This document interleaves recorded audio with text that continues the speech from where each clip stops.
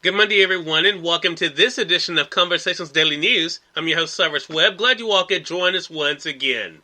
We, of course, have your news headlines coming up on this Monday. We have the Truth of the Day with Mary Ellen Ciganovich, and in today's Entertainment Spotlight, you've been part of my conversation with Automotive Expert Michael Harley. Enjoy today's broadcast. For Conversations Daily News, I'm Cyrus Webb with your Monday headlines. In national news, police say FedEx shooter legally bought guns used in shooting. The former employee who shot and killed 8 people at a FedEx facility in Indianapolis legally purchased the 2 assault rifles used in the attack, despite red flag laws designed to prevent that, police said. A trace of the 2 guns, found by investigators at the scene, revealed that the suspect, 19 years old, of Indianapolis, legally bought the rifles in July and September of last year, officials with the Indianapolis Metropolitan Police Department said on Saturday. They did not share where the shooter bought the guns, citing the ongoing investigation, but said the shooter was witnessed using both rifles during the assault. The deputy police chief said the shooter began randomly firing at people in the parking lot of the FedEx facility late Thursday, killing 4 before entering the building, fatally shooting 4 more people, and then turning the gun on himself. Paul Keenan, special agent in charge of the FBI's Indianapolis field office, has said that agents questioned the shooter last year after his mother called police to say that her son might commit suicide by cop. He said the FBI was called after items were found in the shooter's bedroom, but he did not elaborate on what they were. He said agents found no evidence of a crime and that they did not identify the shooter as espousing a racially motivated ideology. A police report obtained by the Associated Press shows that officers seized a pump-action shotgun from the shooter's home after responding to the mother's call last year. Keenan said the gun was never returned. Indiana has had a red flag law allowing police or courts to seize guns from people who show warning signs of violence since 2005.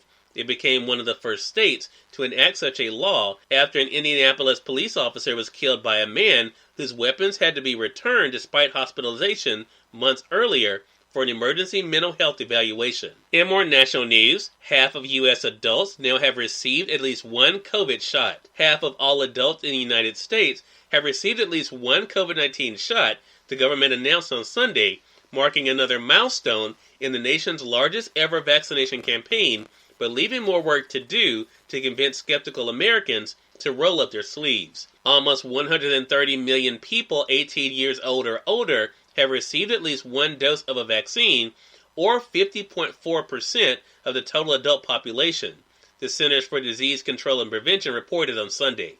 Almost 84 million adults, or about 32% of the population, have been fully vaccinated. The U.S. cleared the 50% mark for adults just a day after the reported global death toll from the coronavirus topped a staggering 3 million, according to totals compiled by Johns Hopkins University, though the actual number is believed to be higher. In other developments, the nation's top infectious disease expert indicated Sunday that the government will likely move to resume use of Johnson & Johnson's COVID-19 vaccine this week, possibly with restrictions or broader warnings after reports of some very rare blood clot cases. Dr. Anthony Fauci, in a series of news shows interviews, said he expects a decision when advisors to the Centers for Disease Control and Prevention meet this Friday to discuss the pause in J&J's single-dose vaccine. In more national news, Chicago video tests newsroom handling of graphic footage. The image that many Americans have of 13-year-old Adam Toledo is frozen in time. He is standing in an alley with his hands up as a gunshot that killed him is heard. Last week's release of Chicago body camera footage of the March 29th shooting was another test for news organizations weighing how much graphic material they should show now that video of police confrontations is becoming commonplace. One Chicago digital site offered its subscribers a choice to read the story with or without the video. National television outlets took similar approaches. They showed jumpy body camera footage of the officer chasing Toledo and ordering him to drop a gun, followed by Toledo's empty hands being raised. The video is stopped at the moment of the fatal shot. Television executives recognize they have a responsibility to protect viewers from excessively disturbing footage, said Mark Whitaker, a former CNN and NBC News executive. They also recognize that most consumers, if they want to see more of the confrontation, have other options online. And finally, in entertainment news, Alma Wahlberg, mother of Mark Donnie Wahlberg, dies at 78. Alma Wahlberg, the mother of entertainers Mark and Donnie Wahlberg, and a regular on the reality series Wahlburgers, has died. Her son said on social media on Sunday, "My angel, rest in peace," Mark Wahlberg tweeted. Donnie Wahlberg posted a longer tribute to his mother on his Instagram account. "It's time to rest peacefully, Mom," Donnie Wahlberg wrote. "I love you, miss you, thank you, and will celebrate you today and always." Cyrus Webb, Conversations Daily News. It's now time for the Truth of the Day with Mary Ellen Ciganovich. Mary Ellen, it's all yours. Hi, this is Mary Ellen with your Truth of the Day. Engage in periods of peaceful solitude. To soothe your mind, quiet your body, and infuse your spirit with serenity, you must engage in periods of peaceful solitude. Steer your day toward calming activities as you honor your need for solitude. Doing this for a while or an entire day will provide you with a sense of invigorating strength that you might not have even realized you were lacking. When you engage in these periods of quiet reflection, you allow your thoughts to quiet down, releasing stress and tension from your body.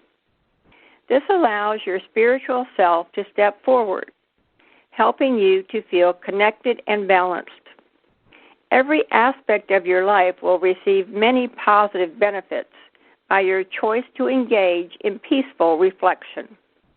Today, grant yourself the gift of peaceful solitude, and always enjoy the day. Automotive expert Michael Harley is joining us in today's Entertainment Spotlight right here on Conversations Daily News. For Conversations Daily News, I'm Cyrus Webb with the Entertainment Spotlight. Automotive expert Michael Harley joined me recently on Conversations Live, the radio show, to talk to us about the changing role of our automobiles and also what you guys should be looking out for. Here's a bit of our conversation. Well, I mentioned, we've gone through a lot of changes. How have you seen the role of the automobile change over this past year? It's actually changed significantly. The COVID has affected everyone. We're spending much more time with our cars. We expect our cars to do more things, and we're going to actually travel much further distances in our vehicles. What we're finding is consumers right now, they want their vehicles to be multi-purpose. They want comfort, they want utility, they want technology, they want connectivity, they want safety, they want fuel efficiency, and most importantly, they also want to be visually appealing.